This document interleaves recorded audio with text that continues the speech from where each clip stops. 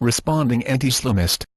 Was the aorta of Muhammad cut off by the god, or did he die by poison? Have you ever found yourself in a situation where the bigot anti-Islamist questions you about Islam, or Muhammad, the messenger of God, and puts you in an awkward state? Questions such as, do you know that your prophet died of poison? Do you know that Allah killed your prophet? According to Quran, if Muhammad were to invent a false revelation, or make up verses of the Quran, Allah will kill him by severing his aorta. In chapter 69, verse 44-46 of the Quran, states that, and if Muhammad had made up about us some false sayings, we would have seized him by the right hand, then we would have cut from him the aorta. And your authentic tradition of the Prophet, that is Sahih al-Bukhari, confirms that he died as his aorta is being cut from the poison. Do you deny the verse of the Quran? Do you reject the traditions of your Prophet? There are thousands of ways to die. Do you really think that it's a coincidence that Muhammad died exactly the way Quran says he will die, if he is a deceiver and a false prophet? Surely, God has disgraced and humiliated him, and is an example of divine judgment. The facts are enough to conclude that your prophet was an impostor and a false prophet. In order to respond to a question of such nature, we must examine the evidence in question. In this case, we have to analyze the word used for aorta in Quran, and in Hadith. In Quran, the Arabic word used for aorta is al-wajina. Let's take the Arabic root word, watanun. Arabic word mostly consist of trilateral root, which is made up of three Arabic letter, in this situation, wa, ta, nun. The meaning of al-wajina is aorta. Next. Hadith. 4 years before the death of the Messenger of God, he was treacherously poisoned by the enemies, at Khaybar. Yet, some major events with difficult journeys, in a diverse condition, took place in his last 4 years.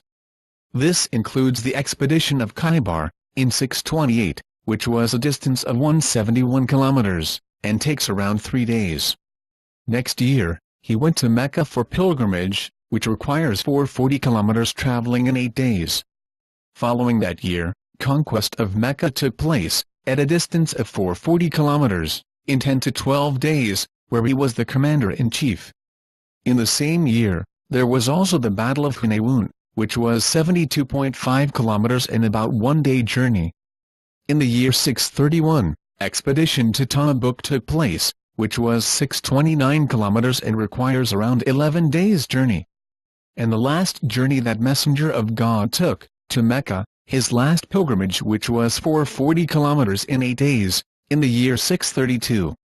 These figures does not include the return journey. Only the time and distance to reach the destinations are mentioned, not the events.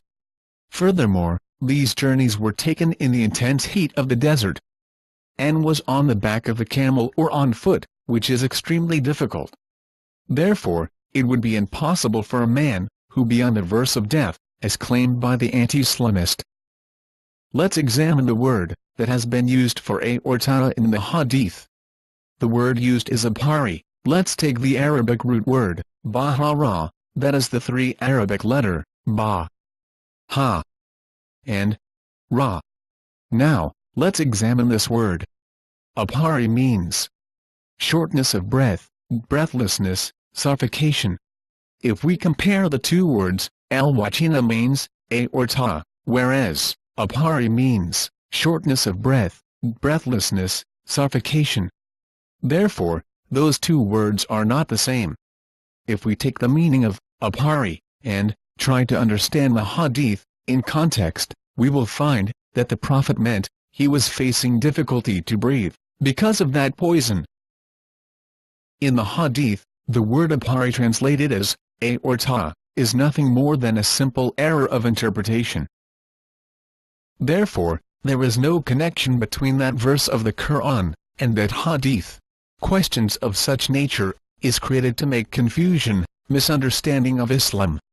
However, a simple analysis of such nature is enough to knock out the brain of the anti-Islamist. Verily, Allah said in the Quran, In chapter 21, verse 18, "Nay, we hurl the truth against falsehood, and it knocks out its brain. And behold, falsehood doth perish. Ah!